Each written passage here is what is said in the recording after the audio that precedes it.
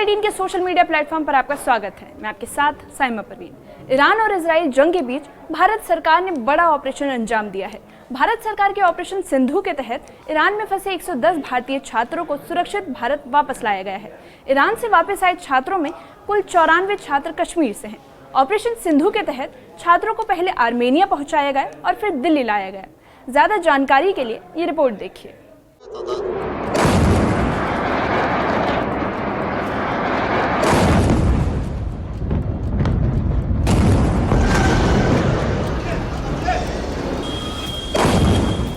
Iran और Israel के टकराव के बीच भारत ने ऑपरेशन सिंधु के तहत 110 छात्रों को सुरक्षित वापस बुला लिया है।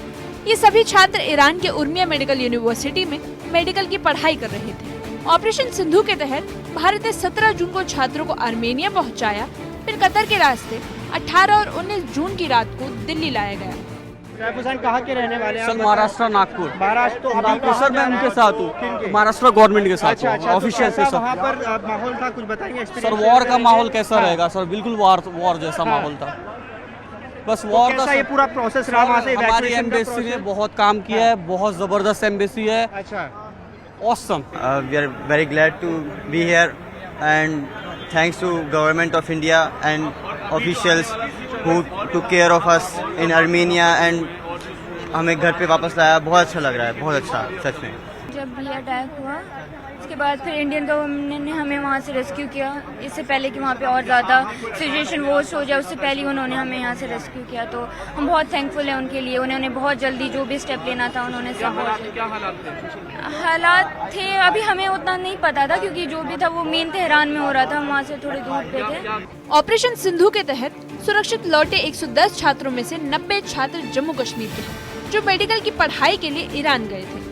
उनके परिवारों के लिए राहत की सबसे बड़ी खबर थी। एयरपोर्ट पर उन्हें गले लगाते हुए उनके माँ बाप की आंखों में आंसू थे। इस पूरे मिशन ने एक बार फिर साबित कर दिया है कि भारत अपने नागरिकों को संकट में कभी अकेला नहीं छोड़ता। वहाँ से आपको निकाला गया, जो ऑपरेशन सिंधु चलाया गया भारत सरकार ने, तो कैसा रहा प्रोसेस? कितना आसान था? क्या कहाँ कैसे? हमारी एम्बेसी ने हमें बिल्कुल प्रॉब्लम नहीं होनी थी, बस थकान जो होती है सफर की वजह से वही हुई है।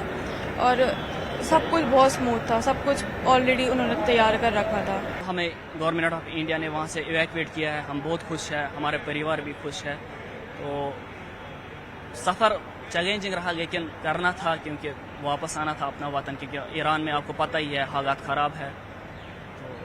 क्या देखा आपने? किस तरीके की चीजें वहाँ पर हो रही थी? क्या ब्लास्ट वगैरह हो रहे थे? मिसाइल हो रहे थे, ड्रोन हो रहे थे, ड्रोन अटैक हो रहे हैं, मिसाइल हो रहे थे, तो वो देखे हमने। तो डर लगा? हाँ, डर तो लग रहा ही है। अच्छा, आपके साथ और भी बहुत सारे कश्मीरी जो स्टूडेंट्स थे वो थे कि उनके बीच में क्या माहौल है? अभी क्या हो रहा है उनका?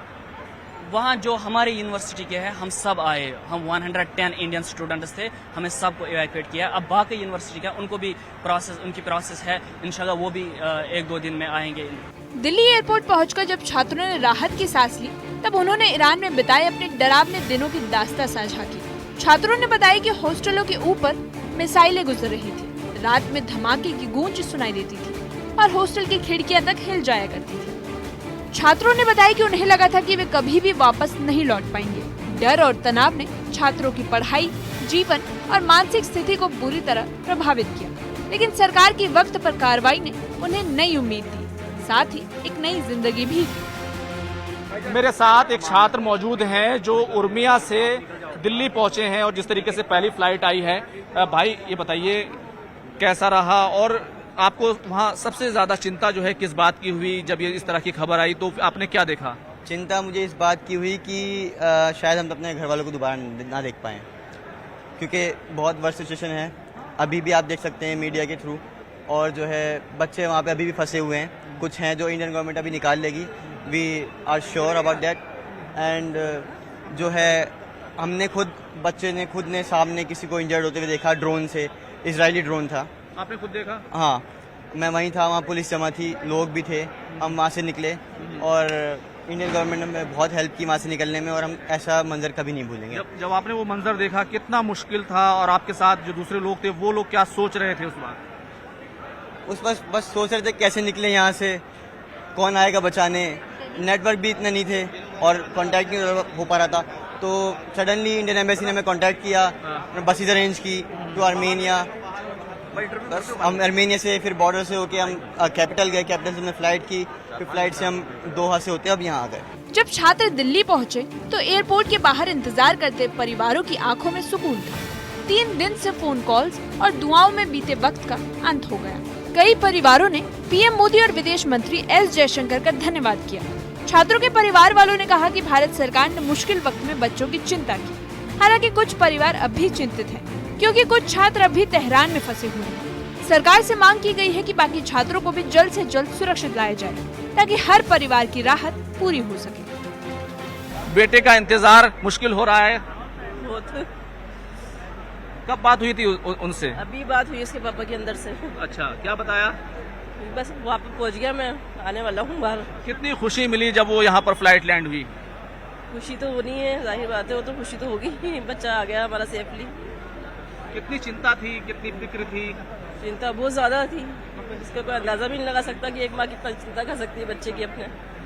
आपको मोहब्बत यहाँ खींच कर लाई है अब भारत सरकार ने, क्योंकि ऑपरेशन सिंधु चलाया है, सभी लोगों को निकाला जा रहा है। हाँ जी जी, बच्चों को बस यही कहना है मेरा, जो बच्चे फंसे हुए उनको भी निकाला जाए। तो बच्चे जैसे मेरा बच्चा है वैसे उनके भी बच्चे, पेरेंट्स सबके परेशान हैं, उन्हें भी सेफली निकाल लो। एक माँ का दिल तो यही कहता है। ये माँ का दिल तो यही कहता है। मैं और बच्चे भी, जैसे मेरा बेटा है, सबके में तो दिल ऐसा ही है कि उनके भी तो पेरेंट्स हैं ना, वो भी बच्चे हैं, सबको कितने परेशान हैं उनके पेरेंट्स। वहीं दिल्ली पहुंचाने के बाद कश्मीरी छात्रों को उमर सरकार की ओर से घर पहुंचाने के लिए जो बसें दी गई, उनकी हालत देखकर छात्रों का गुस्सा फूट पड़ा। स्टूडेंट्स ने इन बसों को खटारा बताया और कहा कि 3 दिन के थकाऊ सफर के बाद उन्हें इस हालत की बसों में बैठने को मजबूर किया जा रहा है। वहीं छात्रों की शिकायत के बाद उमर सरकार हरकत में आ गई है। जम्मू कश्मीर के मुख्यमंत्री उमर अब्दुल्ला के सलाहकार नासिर असलम वानी ने बयान जारी करते हुए कहा कि छात्रों के लिए डीलक्स स्लीपर बसों की व्यवस्था की गई है। ईरान से लौटे छात्रों ने भारत सरकार, विदेश मंत्रालय और दूतावासों का धन्यवाद किया।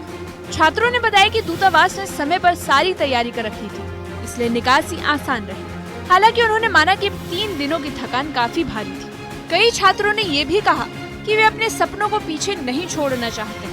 हालात सामान्य होते ही वे दोबारा पढ़ाई के लिए ईरान लौटना चाहेंगे, लेकिन फिलहाल वे भारत में सुरक्षित हैं और इसके लिए वे भारत सरकार की सराहना करते हैं, जिसने युद्ध क्षेत्र से उन्हें सुरक्षित निकाल लिया। ऑपरेशन सिंधु ने एक बार फिर साबित कर दिया है कि भारत अपने नागरिकों को संकट की घड़ी में भी कभी अकेला नहीं छोड़ता। जंग के बीच मिसाइलों की बारिश के साए में जब जिंदगी फंस गई थी, तब भारत सरकार ने वक्त पर कदम उठाया और 110 छात्रों को मौत के मुंह से बाहर निकाल लिया। Bureau report, news 18।